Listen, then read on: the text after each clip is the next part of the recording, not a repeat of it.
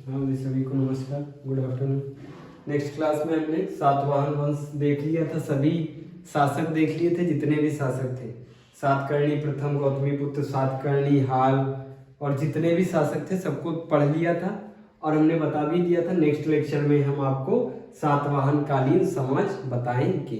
आज देखना सातवाहन कालीन समाज।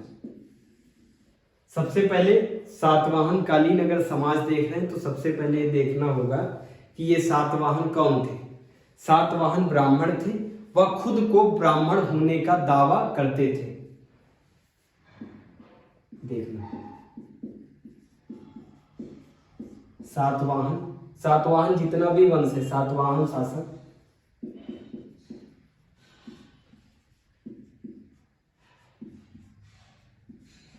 ब्राह्मण थे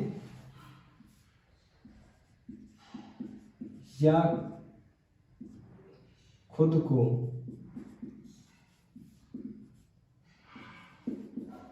ब्राह्मण होने का दावा करते थे, या ब्राह्मण थे और खुद को ब्राह्मण होने का दावा करते थे। इन्होंने अश्वमेध यज्ञ हमने बताया है वैदिक काल में, उत्तर वैदिक काल में हमने बताया अश्वमेध यज्ञ क्या होता है, वाजपेयी यज्ञ क्या होता है। इन्होंने अश्वमेध यज्ञ,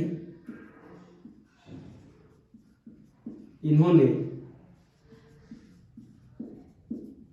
अश्वमेध यज्ञ एवं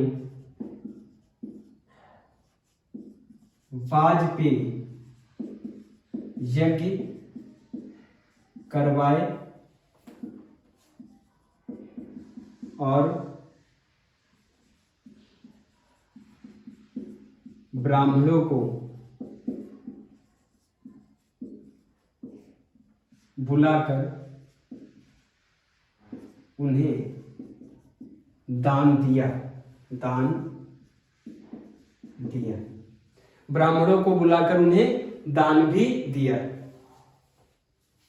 सातवाहन वंश वाले ये पहले शासक हैं जिन्होंने ब्राह्मणों को भूमि दान दिया, जिन्होंने ब्राह्मणों को भूमि दान दिया। सातवाहनों ने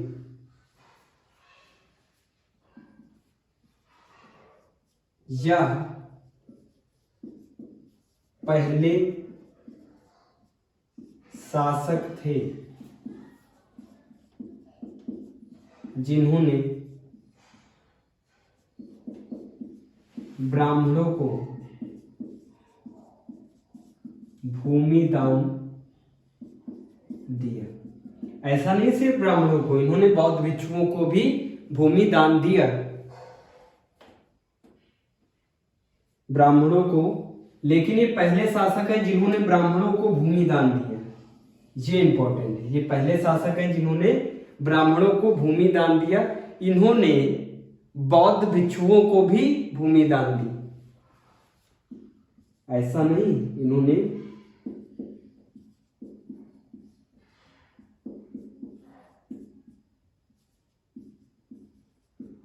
बौद्ध भिक्षुओं को भी भूमि दान दी, भूमि दान दी। यहां तक क्लियर है, भूमि दान दी। समझना, ये अपने आप को क्या कहते हैं? ब्राह्मण कहते हैं और ब्राह्मण होने का दावा करते हैं। लेकिन उत्तर भारत के ब्राह्मण इन्हें ब्राह्मण नहीं मानते। उत्तर भारत के ब्राह्मण इन्हें ब्राह्मण नहीं मानते। अब ये राजा है, मानना तो पड़ेगा। अब ये राजा है, मानना तो पड़ेगा। लेकिन उत्तर के रूढ़िवादी ब्राह्मण इन सातवाहनों को मिश्रित जाति का मानकर अपने वर्ण से निम्न समझते थे।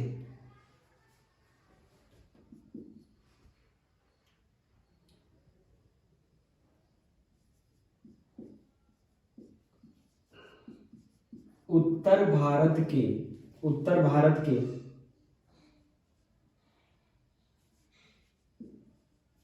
रूढ़िवादी ब्राह्मण इन्हें ब्राह्मण न मानकर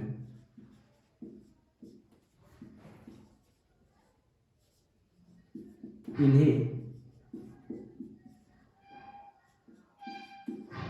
मिश्रित, इन्हें क्या समझते थे? मिश्रित जाति का, मिश्रित जाति का मानते थे। इन्हें मिश्रित जाति का मानते थे और अपने से निम्न समझते थे, और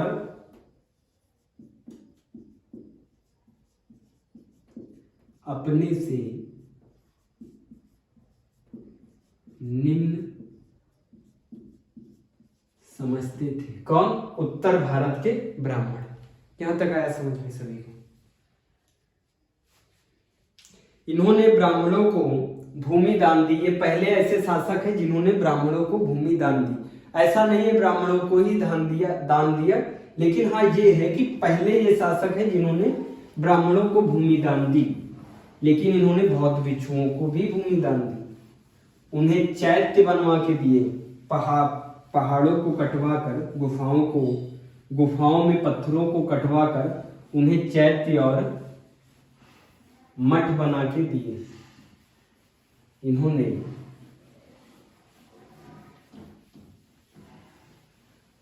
ध्यान से सुनो, यहां तक आया समझ में? इन्हें मिश्रित जाति का समझते थे, अपने से निम्न मानते थे। कौन? उत्तर भारत के ब्राह्मण।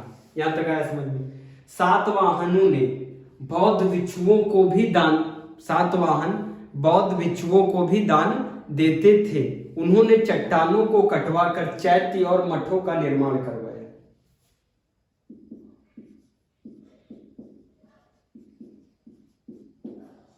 सातवाहनों ने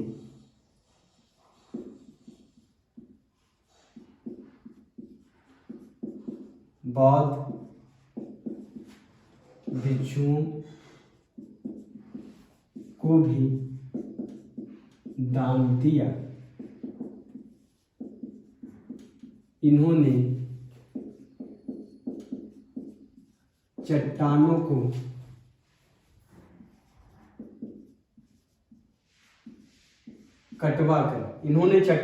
कटवाकर बौद्धों के लिए ब्लैक से लिख करके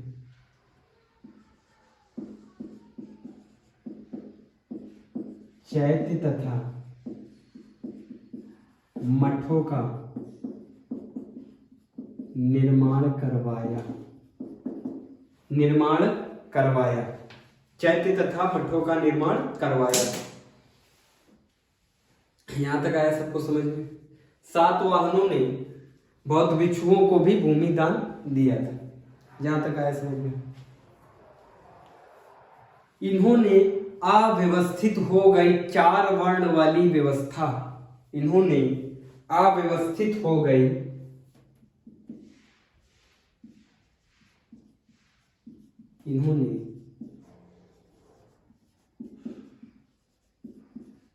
अव्यवस्थित हो गई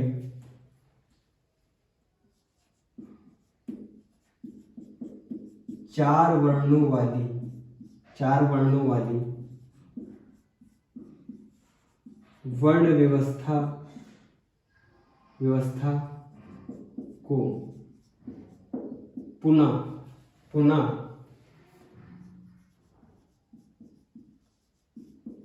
व्यवस्थित किया।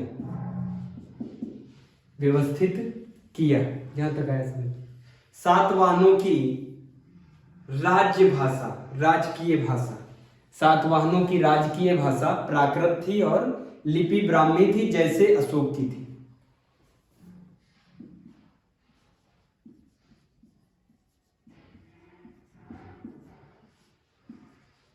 सातवाहनों की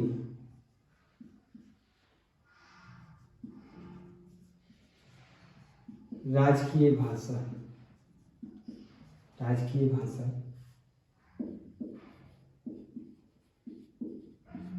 प्राकृत थी। इसी को अर्धमगधी भी कहते हैं। प्राकृत को अर्धमगधी भी कहते हैं, कंफ्यूज ना हो। सातवाहनों की राजकीय भाषा प्राकृत थी तथा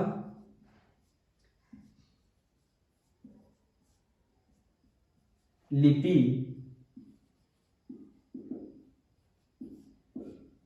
ब्राह्मी थी, जैसे अशोक के काल में थी।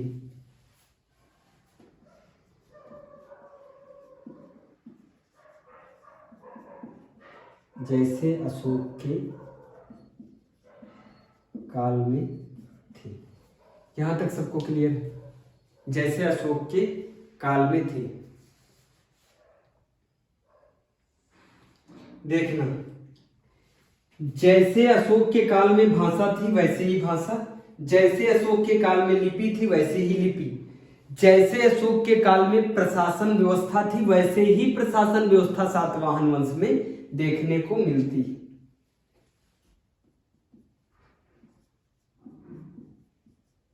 जैसे अशोक के काल में प्रशासनिक व्यवस्था व अधिकारी थे वैसे ही सातवाहनों के भी थे। जैसे जैसे क्या, जैसे क्या यथावत रखा, जैसे अशोक के काल में वैसे ही इनके काल में। जिले को आहार कहा जाता था, जैसे अशोक के काल में हमने बताया था जिले को आहार कहते थे वैसे ही इनके काल में भी जिले को आहार, देखना, जिले को आहार और अधिकारी को क्या कहते थे? अमात्य। अमात्य, महामात्य, अमात्य महामात्य। केवल चेंज कहां पे है? केवल चेंज एक जगह पे हमको दिखा, कहां पे? ग्रामीण प्रशासन का जो प्रशासनिक अधिकारी होता था, जो ग्रामीण प्रशासन का प्रशासनिक अधिकारी होता था उसे कहते थे उसमें ग्रामीणी, और यहां पे कहा जाता है गौल्मीकी। गौल्मीकी, ग्रामीण प्रशासन का कार्य देखने वाला। दिख रहा है नीचे तक?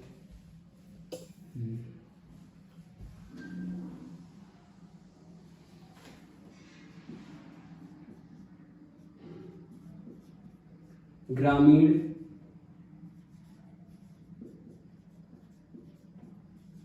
प्रशासन का कार्य देखने वाले को क्या कहते थे? गौल्मीकी।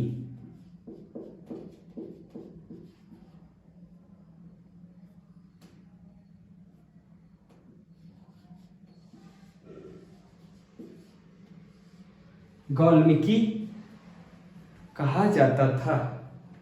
गौल्मीकी या गौल्मिका, गौल्मीकी या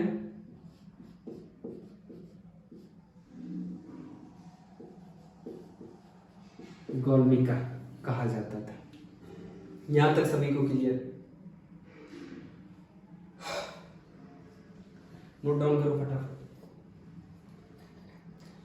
फिर देखो महिलाओं की स्थिति, हेडिंग डालो महिलाओं की स्थिति।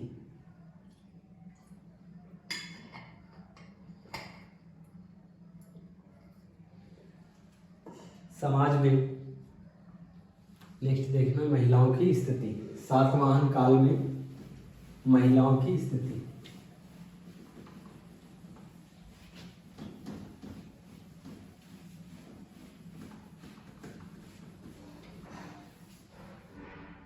नोट डाउन कर लिया ना फटाफट?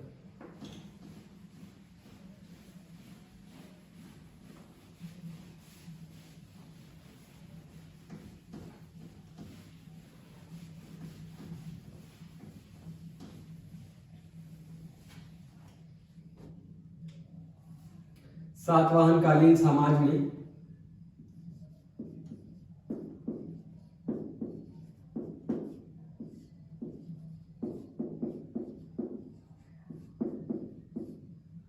महिलाओं की स्थिति। इस काल में पुरुष ब्राह्मण धर्म को अपनाते थे। इस काल में पुरुष ब्राह्मण धर्म को अपनाते थे, देखा ही है।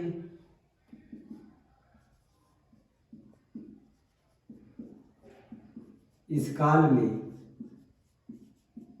पुरुष ब्राह्मण धर्म को अपनाते थे तथा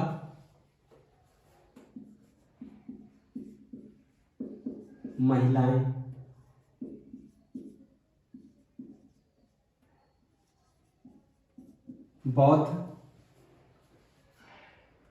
बौद्ध धर्म का अनुसरण करती थी। देखो, पुरुष ब्राह्मण धर्म को अपनाते थे, महिलाएं बौद्ध धर्म का अनुसरण करती थी, लेकिन उन्हें छूट थी, लेकिन महिलाओं को छूट थी कि वो ब्राह्मण धर्म का भी पालन कर सकती हैं, अर्थात धार्मिक रूप से स्वतंत्र थी। अर्थात कह सकते हैं, अर्थात महिलाएं धार्मिक रूप से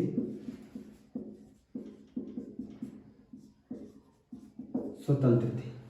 यहां तक आया समझ को? यहां तक आया समझ में सबको? महिलाओं को शिक्षा लेने का अधिकार था।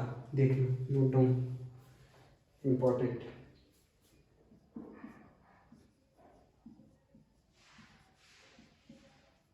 इस काल में महिलाओं को शिक्षा लेने का अधिकार था। यज्ञ में शरीक होने का अधिकार था। यज्ञ में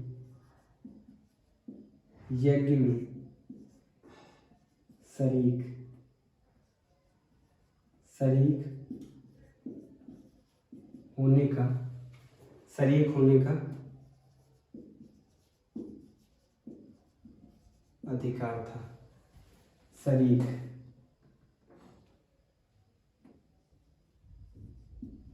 शरीक होने का अधिकार था महिलाओं को अंतर जातीय विवाह करने का अधिकार था। अरे, महिलाओं को सातवाहन काल में जब महिलाएं करेंगी तो पुरुष भी कर सकते हैं। देखो, सातवाहन काल में अंतर जातीय विवाह होते थे।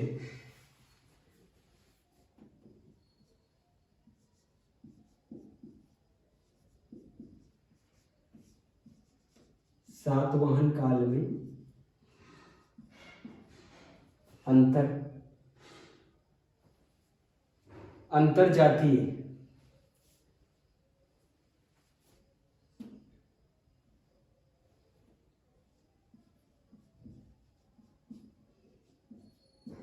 ऐसे लिखा जाएगा, अंतर जातीय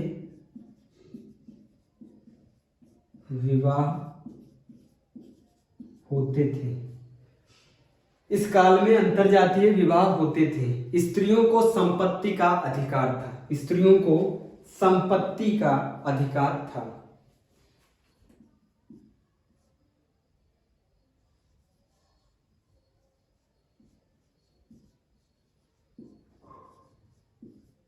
महिलाओं को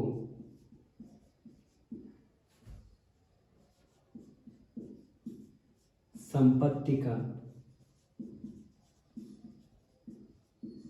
अधिकार था। महिलाओं को संपत्ति का अधिकार था। कुल मिलाकर इस काल में महिलाओं की स्थिति ठीक थी, अच्छी थी। कुल मिलाकर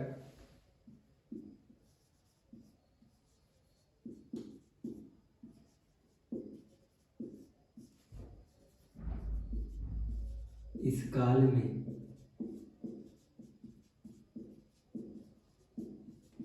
महिलाओं की स्थिति अच्छी थी। ध्यान से देखना और ध्यान से नोट करना। कथन में ऐसे ही आते, कथन में ऐसे फंसाया जाता है, कथन में ऐसे ही करके फंसा दिया जाता है। ध्यान से देखना।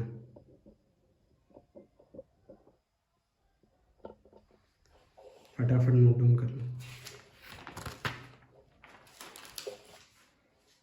महिलाओं की स्थिति, महिलाओं की स्थिति सबको आगे समझ में।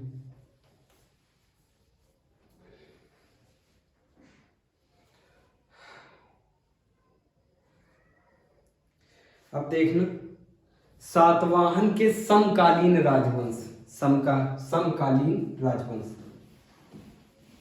जब सातवाहन राज कर रहा था तो ऐसा तो नहीं था कि भारत में और कोई राज ही नहीं कर रहा था, पूरे भारत में सातवाहन का राज चल रहा था, ऐसा तो नहीं था।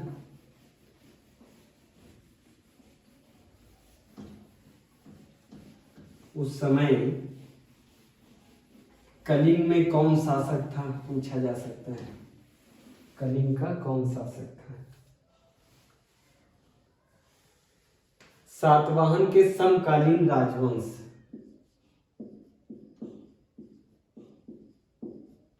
सातवाहन के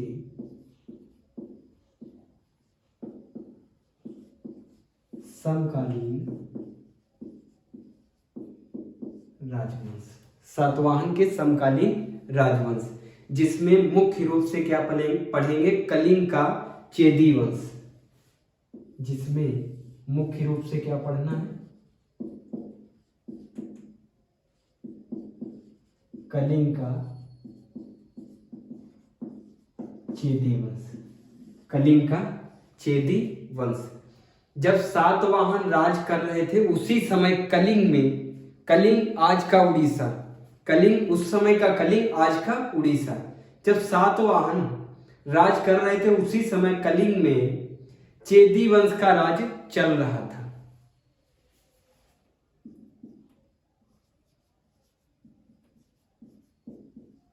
जब सातवाहन राज कर रहे थे उसी समय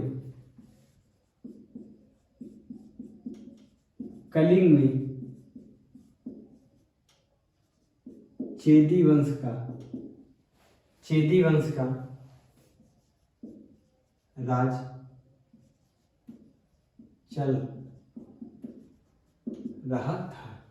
उसी समय चेदी वंश का राज चल रहा था। चेदी वंश का संस्थापक कौन?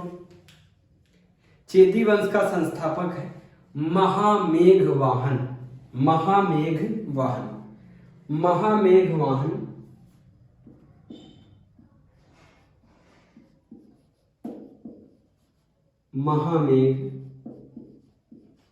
महामेघवाहन, महामेघवाहन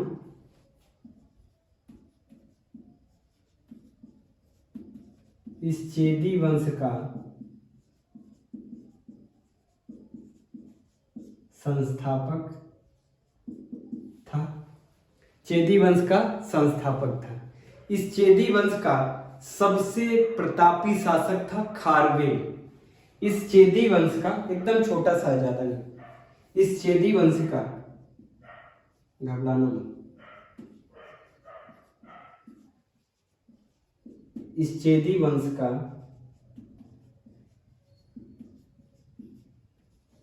सबसे प्रतापी शासक था खारवेल। खारवेल सुनते नहीं? खारवेल का हाथी गुंफा अभिलेख, खारवेल। इसकी जानकारी, इस खारवेल की जानकारी हमें हाथी गुंफा अभिलेख से मिलती है।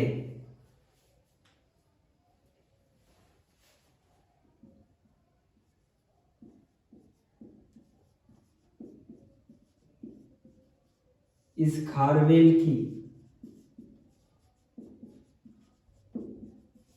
जानकारी हमें। हाथी गुम्फा अभिलेख से मिलती। हाथी गुम्फा अभिलेख से मिलती है। यहां तक आया समझ में सबको। इसने भुवनेश्वर मंदिर का निर्माण कराया, पूछा गया एग्जाम में। इसी खारवेल ने भुवनेश्वर मंदिर का निर्माण कराया है। उड़ीसा में पड़ता है भुवनेश्वर। इसने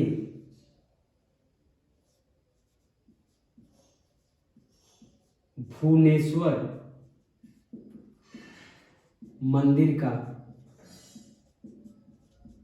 निर्माण कराया।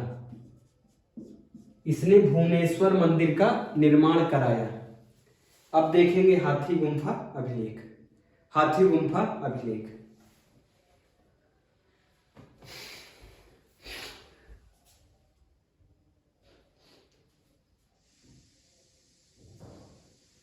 स्पेस तो है नीचे, रफ करके देख लेते हैं। रफ करके फिर हाथी गुम्फा अभिलेख हेडिंग डालो, हाथी गुम्फा अभिलेख।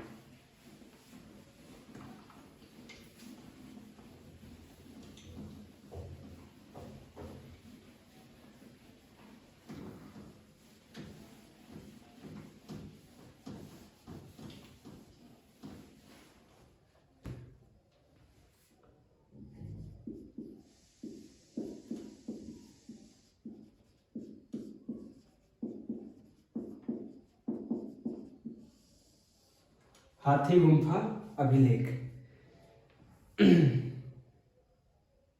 हाथी गुम्फा अभिलेख के बारे। इसको खारवेल ने उत्कीर्ण करवाया। उत्कीर्ण, उत्कीर्ण का मतलब समझते हो? छेनी हथौड़ी से खोदर खोदर के लिखवाया।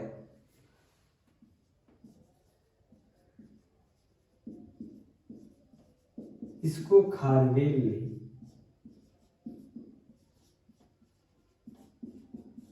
उत्कीर्ण करवाया। ये बात तो सबको आई होगी समझ में, है? इस अभिलेख में पहली बार नहर की चर्चा की गई। नहर का पहला अभिलेख कहा जाता है, मोस्ट इंपॉर्टेंट।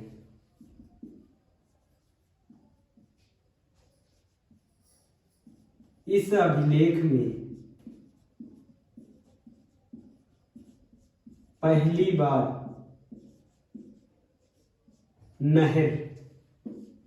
नहर की चर्चा की गई। ब्रैकेट में लिख देते, पहला नहर अभिलेख। पहला नहर अभिलेख, इसमें सबसे पहले बार नहर की चर्चा की गई। इसी हाथी गुम्फा अभिलेख में बताया गया है कि खारवेल ने चोल, चेर, पांड्य, सातवाहन और यवनों को पराजित किया। अब पता नहीं अतिशयोक्ति है या नहीं, देखना। इसी अभिलेख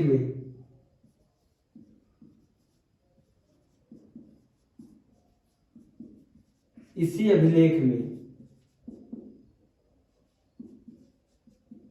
बताया गया है कि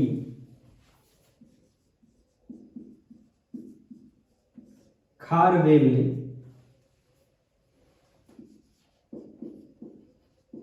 चोल, चेर,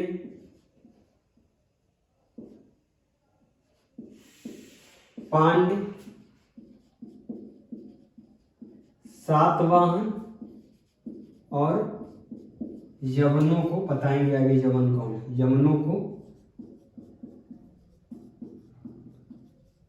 पराजित किया है। इसी में चर्चा की गई कि इन्होंने इतने बड़े बड़े काम किए हैं। इसी में चर्चा की गई कि इन्होंने इतने बड़े बड़े काम किए हैं। किसने? खारवेल ने इतने बड़े बड़े काम किए हैं। सातवाहन वंश के बाद के राजवंश, सातवाहन वंश तो चला गया, उसके बाद भी तो उसी जगह पे कोई वंश आया होगा। तो दो वंश आते हैं, एक हमको पढ़ना इक्ष्वाकु वंश और दूसरा वाकाटक वंश। इक्ष्वाकु वंश ये तो हम बता रहे ये तो सातवाहन के समकालीन, जब सातवाहन राज कर रहे थे उसी समय कौन चल रहा था, जिस समय सातवाहन राज कर रहे थे उसी समय खारवेल भी राज कर रहे थे। ये तो उनकी बात हो रही थी समकालीन। अब हम बात करने वाले हैं कि सातवाहन वंश के बाद के राजवंश, सातवाहन वंश के बाद के राजवंश कौन कौन, दो आए, एक इक्ष्वाकु एक वाकाटक।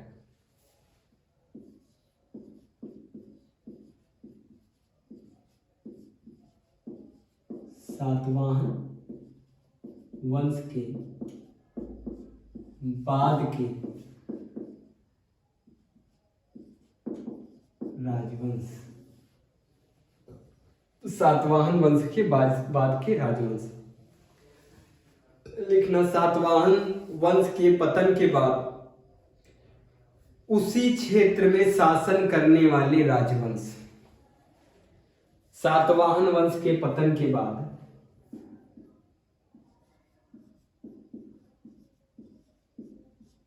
सातवाहन वंश के पतन के बाद उसी क्षेत्र में शासन करने वाले वंश। साफ दिख रहा है, कट तो नहीं रहा कहीं पे, ठीक है। सातवाहन वंश के बाद के राजवंश में क्या पढ़ रहे हैं, सातवाहन वंश के पतन के बाद उसी क्षेत्र में शासन करने वाले राजवंश। पहला डालो इक्ष्वाकु, पहला इक्ष्वाकु वंश।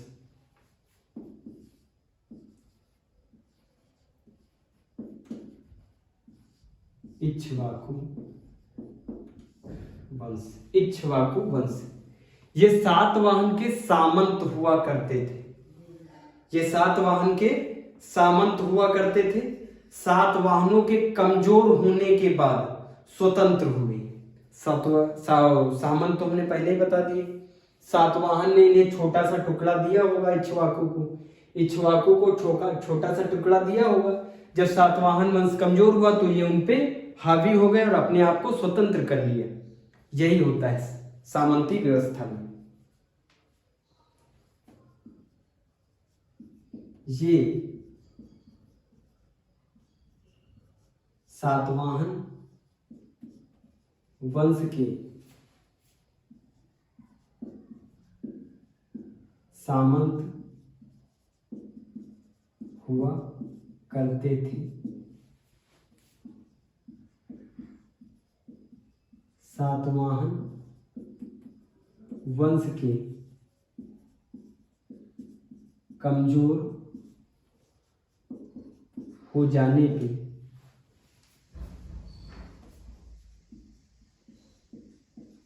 यह अपने आप को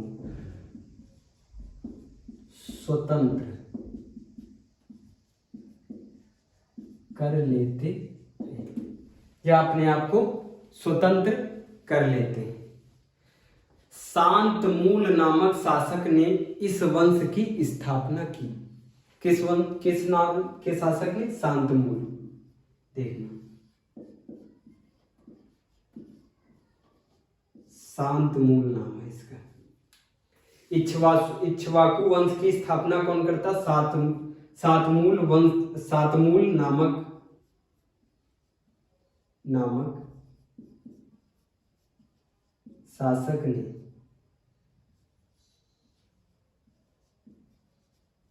इक्ष्वाकु वंश की स्थापना की। इक्ष्वाकु वंश की स्थापना की सातमूल नाम के शासक ने।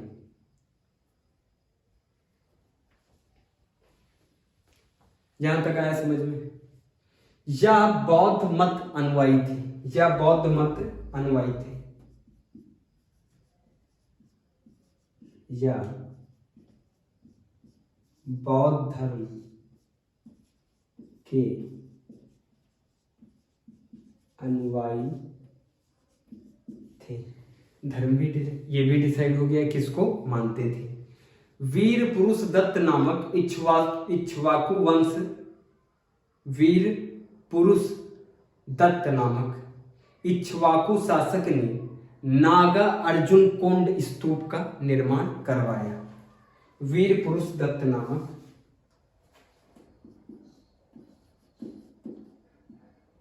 वीर पुरुष दत्त, वीर पुरुष दत्त नामक शासक ने, वीर पुरुष दत्त नामक शासक ने नागा अर्जुन कोंड स्तूप, नागा अर्जुन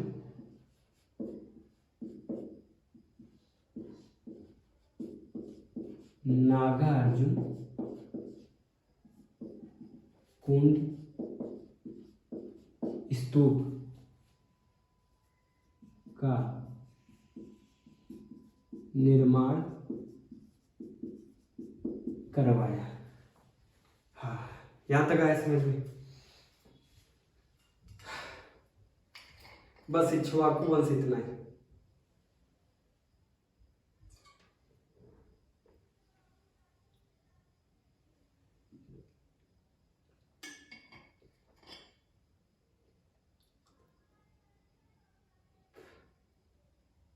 अब डालें वाकाटक वंश। वाकाटक वंश,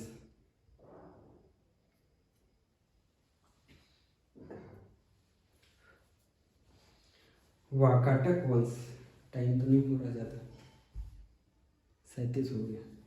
नेक्स्ट क्लास में वाकाटक वंश कराएंगे, समय लग जाएगा, है ज़्यादा नहीं लेकिन वाकाटक वंश में हमको विंध्य शक्ति को देखना है, विंध्य शक्ति को देखना है, प्रवर सेन को देखना है, पृथ्वी सेन को देखना है, हरिसेन को देखना है। बस छोटे छोटे शासक। नेक्स्ट क्लास में वाकाटक वंश भी कंप्लीट कराएंगे। और जो इंडो ग्रीक शासक, इधर तो हमने बताया था ना, मौर्य साम्राज्य के पतन के बाद मौर्य साम्राज्य